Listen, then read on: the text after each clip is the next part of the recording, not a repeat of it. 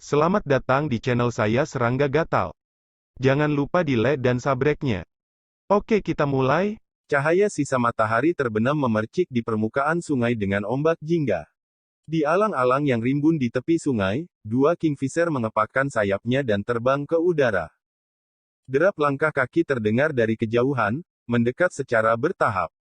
Meskipun Sui, yang berbaring di alang-alang di tepi sungai, tidak pernah membuka matanya, dia dengan jelas memperhatikan bahwa sosok ramping mendekat dari jarak 100 meter. Di bawah sinar matahari terbenam, gadis itu berjalan dengan penuh semangat dan ringan, dan datang ke alang-alang di dekatnya. Pertama-tama dia meletakkan keranjang ikan di satu sisi tanah, memegang tombak, mengamatinya sebentar, dan menancapkan tombak ke dalam air. Percikan. Seekor ikan gemuk besar ditusuk oleh tombak dan diangkat. Gadis itu dengan cepat mengambil ikan besar itu dan melemparkannya ke keranjang ikan di sebelahnya. Kemudian dia mulai berpatroli di sekitar alang-alang, mencari mangsa berikutnya. Secara bertahap, gadis itu mendekat. Hah! Tiba-tiba gadis itu menoleh, matanya yang cerah melebar. Dia menemukan Sui.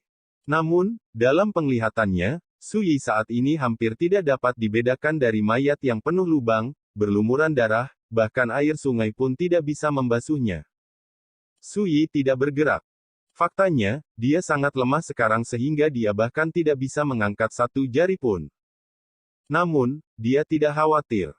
4 ranah seni bela diri, penghilangan darah, pengumpulan gas, peningkatan tungku, tidak ada kebocoran. Ini adalah awal dari jalur kultivasi, dan dianggap sebagai seniman bela diri biasa. Gadis seperti itu sama sekali tidak bisa mengancam Sui. Waktu terus berjalan. Gadis itu tidak bergerak. Dia dengan cermat mengamati Sui. Dari sini, Anda dapat melihat bahwa gadis itu sangat berhati-hati. Lama. Dia mengerucutkan bibirnya dan mengepalkan tombaknya sebelum mendekat dengan hati-hati. Tidak ada kecelakaan yang terjadi sampai dia tiba di depan Sui, gadis itu jelas lebih santai.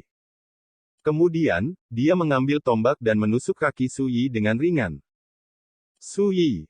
Dia tidak tahu harus tertawa atau menangis, bagaimana mungkin dia tidak melihat gadis itu sedang menguji apakah dia orang hidup atau mayat. Mati. Melihat Sui tidak bereaksi sama sekali, gadis itu tampak lega dan berbalik untuk pergi. Tetapi pada saat ini, dia tiba-tiba melihat bahwa pria yang dia anggap sebagai mayat membuka matanya di beberapa titik dan melihat dirinya sendiri. Dalam sekejap, gadis itu membuat ledakan, berbalik dan lari. Sui. Apakah itu terlalu berhati-hati? Gadis itu berhasil lolos, bahkan keranjang ikan pun tidak. Bibir Sui berkedut, benar-benar tak berdaya.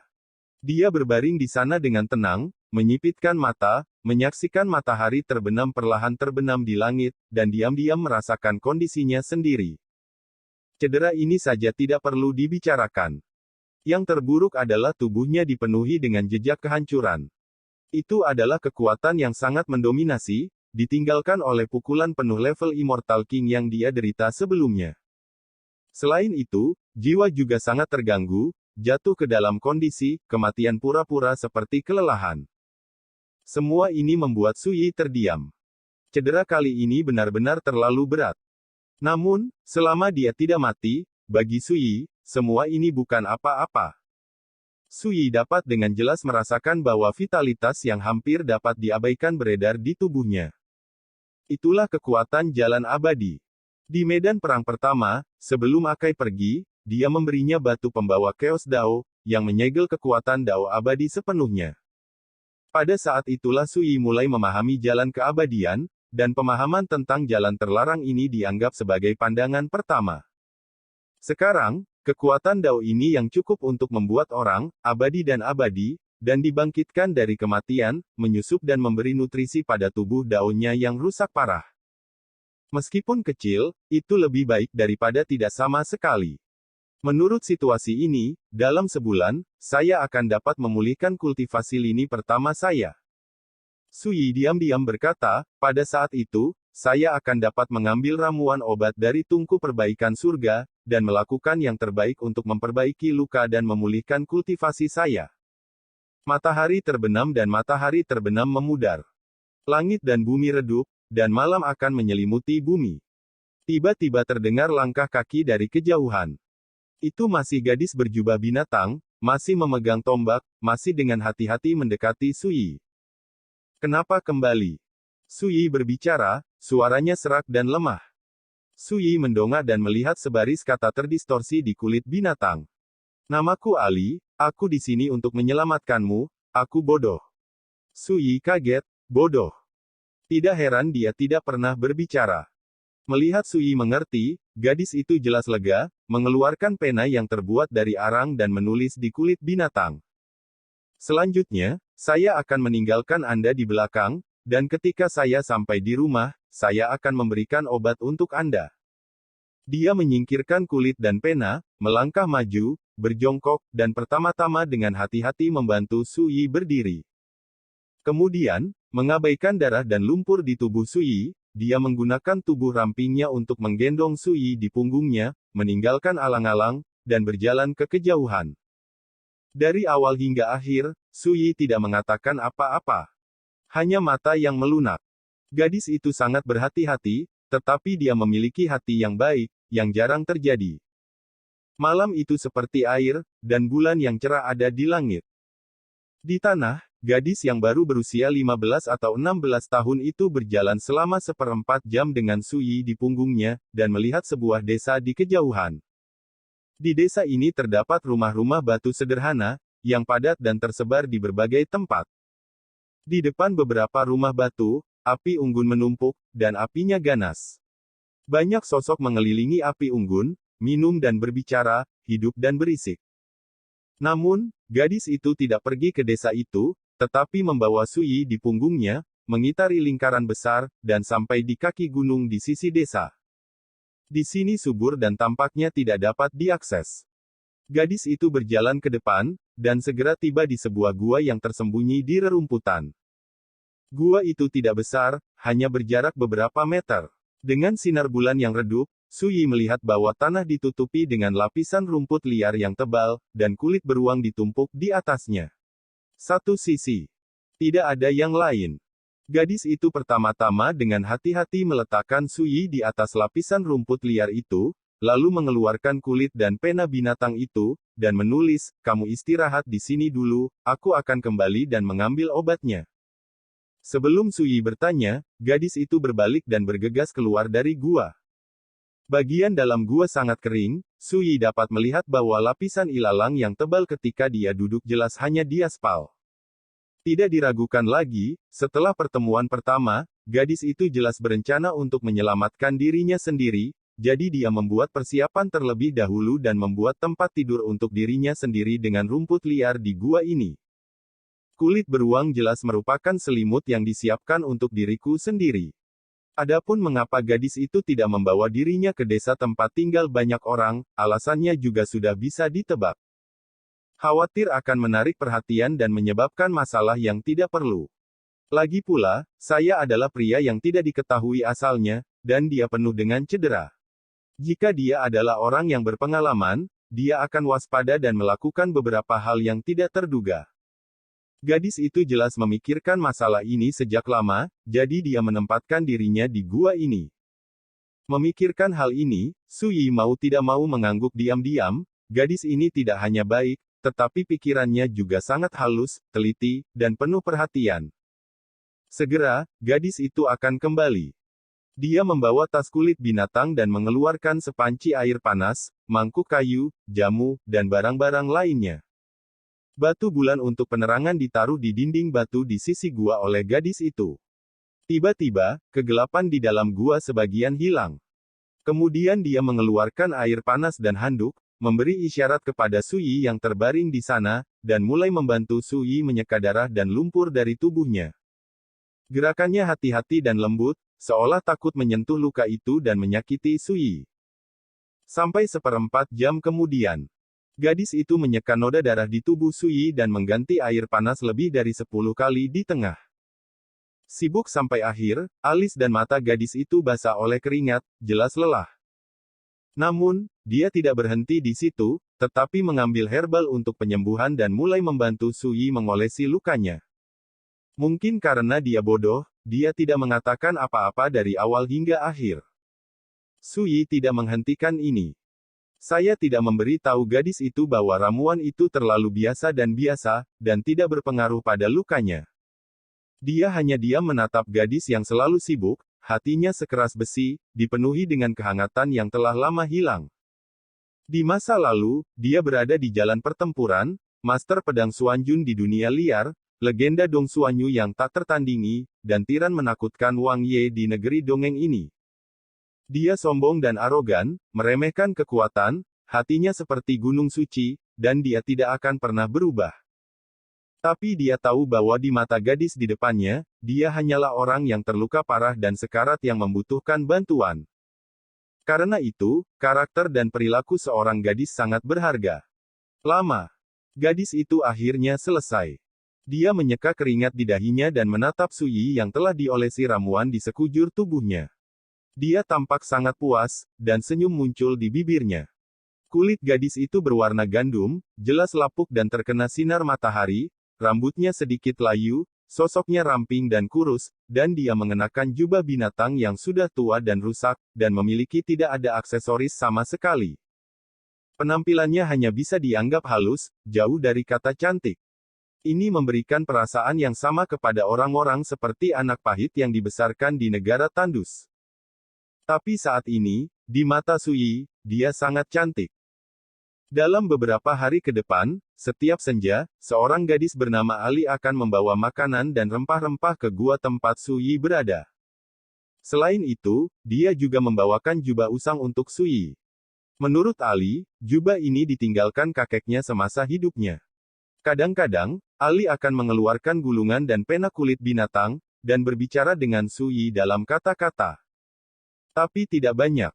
Sui hanya tahu bahwa tempat ini terletak di kaki gunung yang disebut Nanman, bersebelahan dengan sungai Xiaochang. Desa di kejauhan, yang disebut Desa Yunxi, adalah rumah bagi sekitar 600 orang. Sebagian besar penduduk desa adalah pemburu yang mencari nafkah dengan berburu dan mengumpulkan tumbuhan. Orang tua Ali meninggal saat dia masih kecil, dan dia tinggal bersama kakeknya. 3 tahun lalu, ketika kakeknya sedang berburu di pegunungan, sayangnya dia diserang oleh sekawanan binatang buas. Saat diselamatkan, dia terluka parah dan sekarat. Ari ditinggal sendirian. Namun, menurut Ali, dia juga memiliki saudara perempuan. Dengan persetujuan kakek Ali, saudara perempuannya pergi dengan yang abadi, dan sejak itu benar-benar kehilangan kontak. Sudah 10 tahun. Ketika membicarakan masalah ini, Sui dengan jelas memperhatikan bahwa suasana hati Ali sangat rendah dan sedih. Ali, kenapa kamu jadi bodoh? Malam ini, setelah Ali membantu Sui mengoleskan obat, Sui mau tidak mau bertanya. Dia telah mendapatkan kembali kekuatannya dan hampir tidak bisa duduk. Wajah Ali tiba-tiba berubah, seolah tersentuh oleh hal yang paling tabu, dia menggelengkan kepalanya, berbalik dan pergi. Sui terkejut dan berpikir. Tampaknya ketika Ali menjadi bisu, dia jelas dirangsang dengan sangat keras.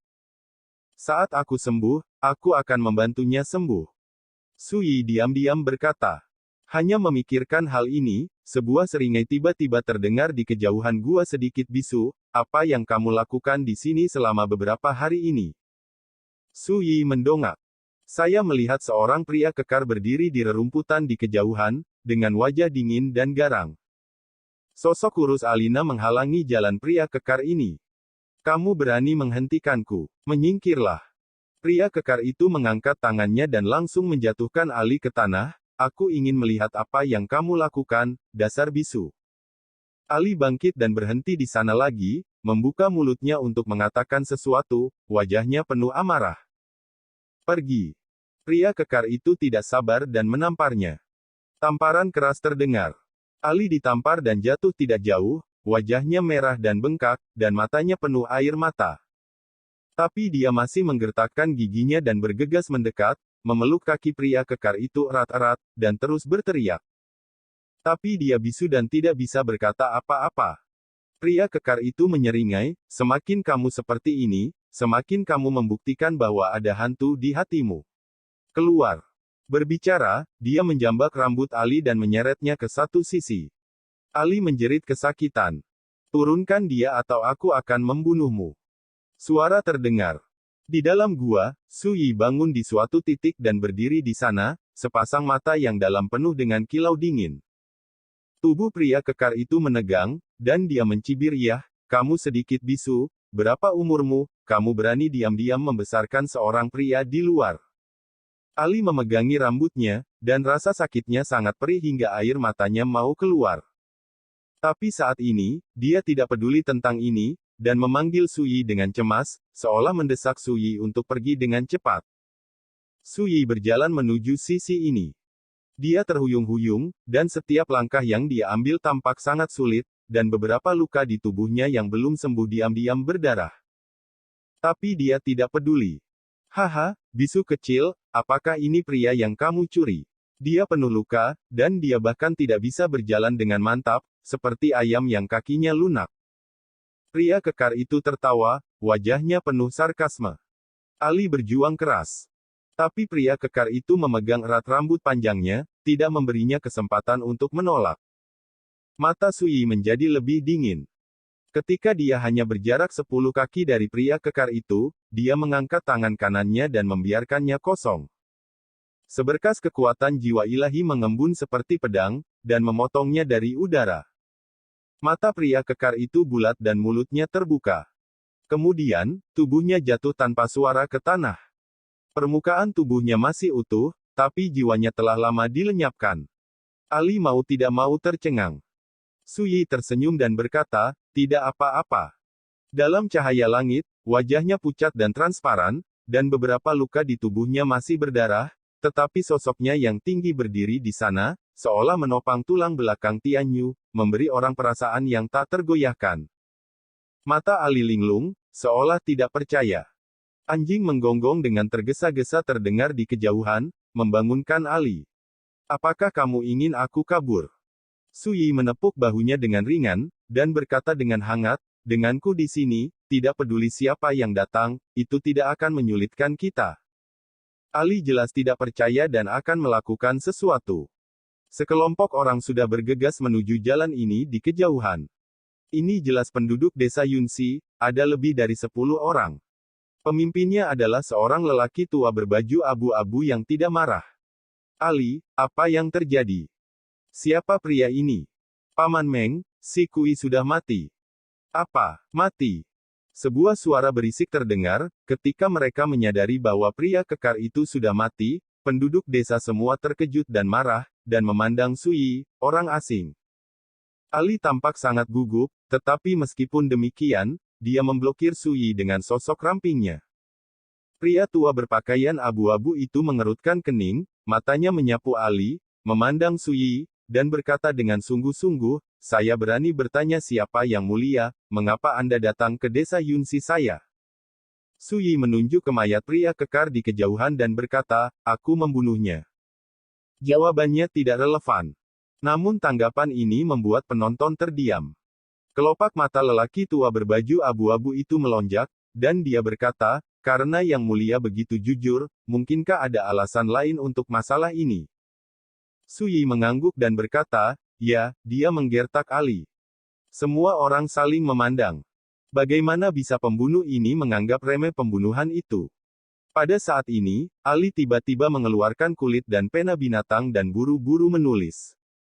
Kemudian dia mengangkat kulit binatang itu, dan melihat kata-kata di atasnya, "Muramasa, si Kui khawatir aku akan mengungkapkan rahasianya, jadi dia mengikutiku ke sini hari ini, dan kemudian Kakasu membunuhnya untuk menyelamatkanku." Rahasia. Su Yi terkejut. "Baru aku sadar bahwa kemunculan pria kekar hari ini bukanlah suatu kebetulan. Apa rahasianya? Ahli, jangan meludah." Seorang pria kurus berteriak, "Sejauh yang saya tahu, si Kuike tidak pernah melakukan kesalahan apapun kepada Anda, mengapa Anda ingin membantu orang luar membunuhnya?" Yang lain marah. Orang tua berbaju abu-abu di kepala adalah kepala desa-desa Siyun, bernama Mengki. Dia memandang Ali dan berkata, "Ali, apa lagi yang harus kamu jelaskan? Selama kamu menjelaskan dengan jelas, jika itu bukan salahmu, aku akan menegakkan keadilan untukmu." Aril terdiam, menarik napas dalam-dalam, dan mengangguk. Dia mengambil pena dan menulis di kulitnya untuk waktu yang lama. Ketika dia melihat apa yang ditulis Ali, Su Yi sedikit mengernyit. Rahasianya sangat sederhana, kematian kakek Ali saat itu punya misteri lain. 3 tahun lalu, kakek Ali dan 3 penduduk desa lainnya pergi berburu di pegunungan. Di tengah jalan, kakek Ali menemukan ramuan berharga, bunga awan salju. Bunga awan salju sangat langka dan bisa ditukar dengan uang dalam jumlah besar. Melihat ini, 3 penduduk desa lainnya menjadi jahat dan ingin membawa Sue Yunhua pergi, tetapi kakek Ali menolak untuk setuju, dan konflik pun pecah. Pada akhirnya, kakek Ali terluka parah, dan dia hampir mati ketika melihatnya. Sebagai upaya terakhir, dia memilih untuk menyerahkan Sue Yunhua sebagai ganti nyawanya. Singkatnya, kakek Ali tidak diserang oleh binatang buas, tetapi dilukai oleh 3 penduduk desa lainnya. Untuk tutup mulut, ketiga penduduk desa memaksa kakek Ali bersumpah untuk tidak membicarakannya lagi, jika tidak, dia akan membalas cucunya Ali di masa depan. Kakek Ali setuju. Namun yang tidak disangkakan kakek Ali adalah segera setelah kematiannya, khawatir masalah ini akan terbongkar, ketiga penduduk desa itu tetap menyerang Ali. Gunakan racun yang disebut rumput bintang racun untuk mencoba meracuni Ali. Saya tidak pernah berpikir bahwa Ali memiliki kehidupan yang besar, dan dia menelan beberapa obat herbal untuk mendetoksifikasi racun tepat waktu, dan dia benar-benar selamat. Itu hanya menjadi bodoh. Untuk menyelamatkan hidupnya, Ali menanggung beban dan tidak mempublikasikan masalah ini, tetapi bertindak seolah-olah tidak ada yang terjadi, yang secara bertahap menghilangkan kewaspadaan ketiga penduduk desa. Tapi belakangan ini, Ali sering keluar malam untuk menjaga Su Yi, yang menarik perhatian ketiga penduduk desa. Jadi, barusan, si Kui, salah satu dari 3 penduduk desa, mengikutinya. Dan kemudian, semuanya terjadi begitu saja. Memahami hal ini, Su Yi hanya mengerti mengapa Ali enggan berbicara pada dirinya sendiri tentang alasan mengapa dia menjadi bisu. Untuk sesaat, dia merasa kasihan di hatinya. Di usia yang begitu muda, dianiaya sedemikian rupa, benar-benar tidak mudah untuk menanggung ini untuk bertahan hidup. Pria tua berpakaian abu-abu Mengki dan penduduk desa lainnya tercengang, jelas terkejut dengan rahasia yang ditulis oleh Ali. Apakah ini benar? Beberapa orang tidak percaya. Palsu. Kakek ahli, bagaimana si Kui bisa membunuhnya? Pria kurus itu berteriak. Mengki berkata dengan sungguh-sungguh, jika aku ingat dengan benar, ketika aku pergi berburu dengan kakek Ali, selain si Kui, ada 2 dari kalian. Dia menatap pria kurus dan pria paruh baya berkumis. Tiba-tiba terjadi keributan di lapangan. Darah. Paman Meng, jangan tertipu oleh jalang kecil ini. Pria kurus itu berteriak marah. Pria paruh baya itu juga melompat dan berkata dengan marah, ya, Ali ini jelas menjebak dan memfitnah kita. Apa hubungan kematian kakeknya dengan kita? Mengki memandang Ali, apakah kamu punya bukti? Ali menggelengkan kepalanya dengan ekspresi muram. Jika ada bukti, mengapa dia harus menanggungnya sampai hari ini? Tanpa bukti, itu adalah pemalsuan dan fitnah. Pria kurus itu marah.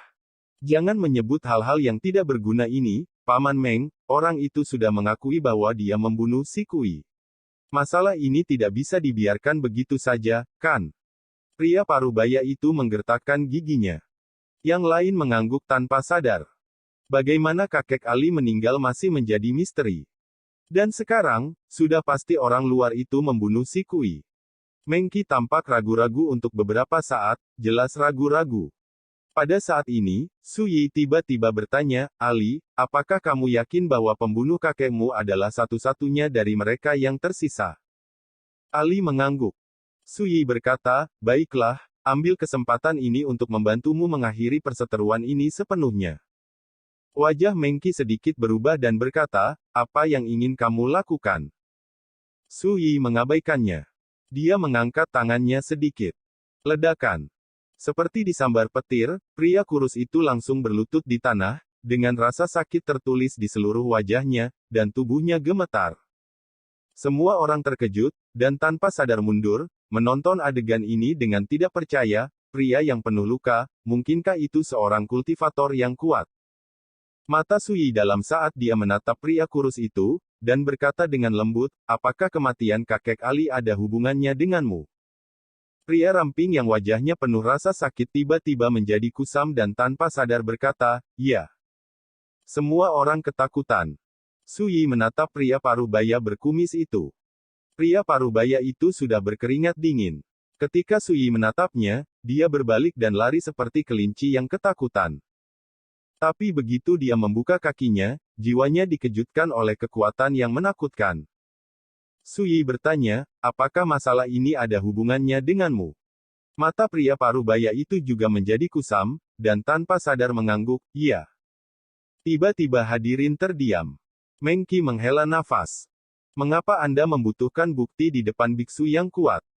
Hanya menggunakan sedikit trik, Anda bisa membuat Anda dengan patuh menundukkan kepala dan mengaku. Ekspresi Ali rumit, antara senang dan sedih, tubuhnya yang halus sedikit bergetar, dapat dilihat bahwa emosi gadis itu sangat bersemangat. Sui menyentuh jarinya. Pria kurus dan pria parubaya itu kehilangan kesadaran dan mati tanpa suara. Semangat mereka telah musnah. Setelah menyelesaikan ini, Sui bertanya dengan hangat, Ali, apakah kamu puas? Ali mengangguk penuh semangat dan bersenandung. Di mata dan fengnya yang sempit, panjang dan jernih, dia penuh dengan trans, seolah-olah dia tidak bisa mempercayai semuanya untuk sementara waktu. Sui menepuk pundaknya dengan ringan, lalu memandang Mengki dan yang lainnya, dan berkata, aku membunuh ketiga orang ini, sekarang, siapa yang ingin membalaskan dendam mereka? Nadanya datar. Semua orang terdiam. Telah melihat cara ajaib Sui, penduduk desa yang hanya menguasai beberapa teknik kultivasi ini, telah lama ketakutan. Mengki menarik napas dalam-dalam, membungkuk dan meminta maaf, sebelumnya saya tidak tahu apa-apa, mohon maafkan saya, senior. Sui berkata dengan tenang, bagi saya, ini masalah sepele, tapi sejauh ini menurut Ali, itu adalah malapetaka yang tidak bisa ditoleransi. Jika Anda memiliki dendam di hati Anda, datang saja ke saya. Di periode waktu berikutnya, saya akan ada di sana. Menunggu di sini. Mengki terkejut, menggelengkan kepalanya dengan cepat, dan berkata dengan ketakutan, senior, tenanglah, aku hanya bajingan vulgar, bagaimana aku berani melakukan kesalahan lagi dan lagi. Jangan khawatir, ketika kamu kembali, aku akan membereskan ketidakadilan Ali. Sui melambaikan tangannya dan berkata, kamu bisa pergi. Jika bukan karena Ali, dia tidak akan repot-repot dengan orang-orang ini. Mengki dan yang lainnya bergegas pergi seolah-olah mereka telah diberikan amnesti. Sui berkata Ali. Ali mengangkat kepalanya tanpa sadar, hah. Sui terbatuk-batuk dan berkata, bantu aku. Begitu kata-kata itu keluar, dia merasa malu. Tapi tidak mungkin, saat ini, dia hanya bisa menggunakan sedikit kekuatan jiwa, tubuh ini terluka parah, bahkan berjalan pun sulit. Ali tiba-tiba terbangun, dan buru-buru melangkah maju untuk meraih lengan Sui dan berjalan menuju gua. Sui tidak menghela nafas panjang sampai dia duduk di ranjang rumput liar yang empuk. Ali bangkit dengan tenang dan berdiri diam di satu sisi, tampak tertegun. Setelah apa yang baru saja terjadi, jelas berdampak besar pada pikiran gadis itu. Sui berpikir sejenak, lalu tiba-tiba bertanya, beberapa hari yang lalu, ketika kamu memutuskan untuk menyelamatkanku, kamu tidak khawatir bahwa orang yang kamu selamatkan akan menjadi orang jahat. Gadis itu sangat baik. Tapi pikirannya juga halus dan hati-hati. Mustahil untuk dengan mudah mempercayai orang luar dengan bekas luka di sekujur tubuhnya. Mendengar ini, Ali mengeluarkan kulit dan pena binatang itu dan menulis dengan cepat seolah-olah dia sudah sembuh. Intuisi memberitahu saya bahwa saudara Su bukan orang jahat, dan saya sedang berjudi saat itu. Bertaruh. Iya, saya selalu ingin meninggalkan desa dan menemukan saudara perempuan saya untuk membantu kakek saya membalas dendam, tetapi saya belum dapat menemukan kesempatan. Si Kui dan yang lain tidak akan mengizinkan saya pergi. Muncul, saya melihat titik balik, jadi saya memutuskan untuk bertaruh. Ali menuliskan pemikirannya yang sebenarnya, pada saat itu, saya berpikir bahwa meskipun saudara Su adalah orang jahat, saya tetap menyelamatkan saudara Su, dan jika saya ingin datang kepada saudara Su, itu tidak akan menyakitiku. Su Yi mengangguk. Ini normal. Orang yang baik bukan berarti bodoh. Ali punya pertimbangan seperti itu wajar saja. Mata Su Yi penuh arti, dan dia berkata, Ali, ini mungkin takdirnya. Di masa depan, aku tidak hanya akan membiarkanmu berbicara lagi, tetapi juga membantumu mewujudkan visi di hatimu. Ali terkejut. Dia masih tidak tahu berapa berat yang dikatakan Su Yi hari ini. Tapi setelah bertahun-tahun, melihat kembali hidupnya, bagian paling tak terlupakan dalam hidupnya adalah saat dia merawat Su Yi di gua sempit di sisi desa Siun ini. Dan apa yang pernah dikatakan Su Yi? Kata dan kalimat yang jika membekas di hati tidak akan pernah terlupakan. Larut malam. Desa Siun, Zheng Mengqi datang berkunjung. Selain itu, dia juga membawa sejumlah eliksir, lebih dari 10 jenis. Setiap ramuan disembunyikan di dalam kotak kayu. Yang paling berharga dari mereka adalah poria darah berangan kuda. Ketika dia melihat obat mujarab ini, Ali mau tidak mau tercengang. Sejauh yang dia tahu, tukahu darah berangan kuda ini adalah favorit Muzeng, dan diperlakukan sebagai pusaka keluarga, dan dia biasanya enggan untuk mengeluarkannya. Mengqi berkata dengan hormat, Senior, ini adalah pikiran lelaki tua kecil itu, dan saya harap Anda akan menerimanya dengan senyuman. Su Yi hanya melirik ramuan itu, dan berkata aku membunuh 3 orang di desamu, dan aku tidak berencana untuk peduli, mengapa kamu mengirim ramuan ini larut malam? Tidak menunggu Mengqi berbicara, Su Yi mengingatkan, saya tidak pernah menyukai salam atau bertele-tele. Yang ingin saya dengar adalah kebenaran. Mengqi menarik napas dan merasakan tekanan datang. Ekspresinya berubah untuk sementara waktu, dan kemudian dia membungkuk dan memberi hormat mata senior seperti obor, lalu lelaki tua itu mengatakannya dengan lurus, dalam setengah bulan, Sekte Awan Ungu akan mengirim utusan untuk datang kepada kami untuk menerima persembahan. Tetapi baru-baru ini selama setahun terakhir, desa Siun panennya tidak bagus, bahkan jika semua keluarga dikosongkan, saya khawatir saya tidak akan bisa mendapatkan upeti yang dibutuhkan oleh Sekte Awan Ungu. Sebelum selesai berbicara, Su Yi menyela, apakah Anda ingin saya membantu? Mengqi buru-buru berkata, senior adalah seorang biksu. Jika Anda dapat berkomunikasi dengan utusan Sekte Awan Ungu, akan sangat bagus untuk menyelamatkan ibadah desa Siun saya tahun ini. Su Yi mendengus dan berkata, apa yang akan terjadi jika aku tidak bisa memberikan persembahan? Mengqi berkata dengan getir mengingat hal itu, rumah itu digerebek, dan dalam kasus terburuk, eksekusi dieksekusi.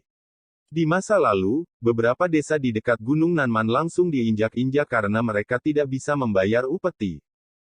Su Yi mengangguk dan mengerti. Ini sangat umum di dunia spiritual. Desa Yunxi terletak di kaki Gunung Nanman dan termasuk dalam lingkungan pengaruh Sekte Awan Ungu.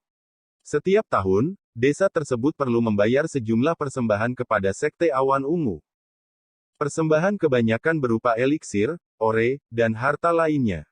Setelah membayar pengorbanan, Anda bisa mendapatkan perlindungan dari Sekte Awan Ungu. Ini seperti membakar dupa untuk menyembah Tuhan. Karena itu menyembah Tuhan, tentu saja, Anda harus mengeluarkan uang dupa untuk mengekspresikan ketulusan Anda. Jika Anda tidak bertemu saya hari ini, apa yang akan dilakukan desa Siun Anda? Su Yi bertanya. Dan EBSP, kebutuhan Yunzong. Su Yi berkata, begitu, apakah ada hal lain? Ini sudah merupakan perintah penggusuran. Mengqi dengan bijak tidak mengatakan apa-apa lagi, hanya memberitahu Ali, Nona, kamu harus merawat para senior dengan baik, jika kamu butuh sesuatu, katakan saja padaku. Lalu dia berbalik. Ali ragu-ragu sejenak, dan menulis di kulit binatang, Saudara Su, maukah Anda membantu desa Siun? Su Yi bertanya, jika itu kamu, maukah kamu membantu? Ali menulis tanpa ragu, ya. Segera, dia melanjutkan menulis di kulit binatang, dalam beberapa tahun terakhir, kakek saya dan saya dirawat oleh penduduk desa.